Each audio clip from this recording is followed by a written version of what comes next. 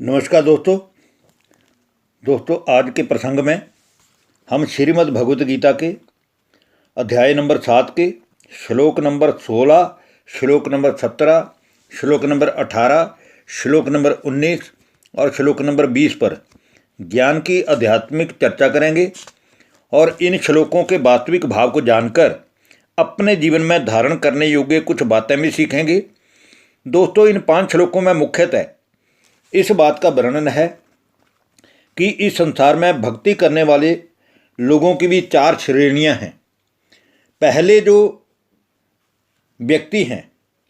वह व्यथित प्रकार के हैं, परंतु संकटों से मुक्ति प्राप्त करना चाहते हैं। दूसरे हैं वो सांसारिक संपत्ति अर्थात धन लाभ अर्जित करके अपना मर्तबा अपनी शान सबसे ऊंची करना चाहते हैं। और तीसरे वे हैं जो मुझ ईश्वर को जानने की जिज्ञासा मन में लिए हुए किसी कामनावश मेरी भक्ति करते हैं। और चौथे जो हैं वो ज्ञानी जन शास्त्रों और वेदों के पठन पाठन से मेरी भक्ति का वर्णन भी करते हैं और ज्ञान रस द्वारा स्वयं को भी शीतल बनाते हैं। तो अब हम अगर इन चारों बातों को विस्तार में वर्णन करें तो हम कह सकते हैं कि आर्त अर्थात व्यथित अर्थात संकट के समय अधीर हो जाते हैं और समझते हैं कि उनके सांसारिक दुखों का घड़ा भर रहा है व वे उन दुखों का सामना करने में असमर्थ हैं। तो वे अपने जीवन से समझौता कर खुद ही अपनी हार मान लेते व निष्कर्ष रूप में कहते कि संसार के पीछे दौड़ना तो व्यर्थ है। इस प्रकार क्यों ना हम भगवान की ही शरण लेवें, ऐसा भी कहते हैं। और दूसरे वे हैं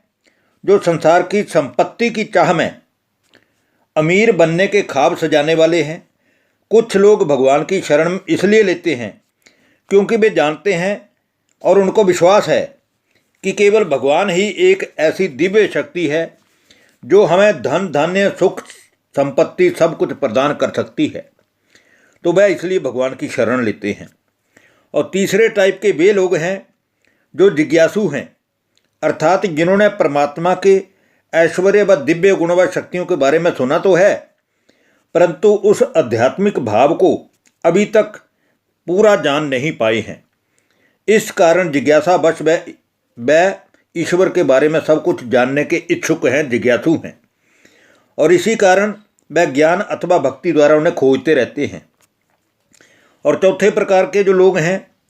जिनको लोग ज्ञानी कहते हैं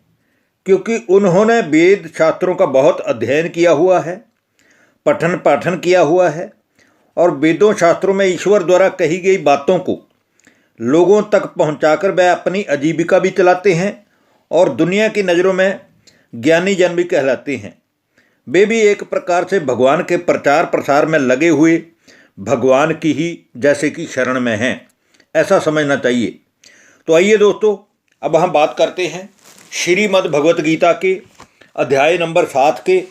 श्लोक नंबर 16 की, जिसमें कहा गया है, चतुर्विद्या भजन्ते माम जना सुकृति नो अर्जुन आर्तो जिज्ञासुरार्थी ज्ञानी च भर्तृषभ। हे भारतवंशियों में श्रेष्ठ अर्जुन, उत्तम कर्म करने वाले 4 प्रकार के जो लोग हैं उनमें से अर्थात जो धन लाभ के लिए वेद शास्त्रों से अनुष्ठान करवाते हैं, और आर्त अर्थात जो व्यथित हैं, जो संकट मुक्त होने के लिए वेद मंत्रों से भगवान के लिए अनुष्ठान करवाते हैं, और जिज्ञासु जो कि भगवान को जानने की इच्छा से अनुष्ठान करते हैं या करवाते हैं, और चौथी प्रकार के हैं ज्ञानी। ऐसे 4 प्रकार के जो भक्तजन हैं वो मुझको भजते हैं। अब हम बात करते हैं दोस्तों श्रीमद् भगवद गीता के अध्याय नंबर 7 के श्लोक नंबर 17 की, जिसमें कहा गया है, तेषां ज्ञाने नित्य युक्त एक भक्तिर विशिष्यते प्रियो ही ज्ञानिनो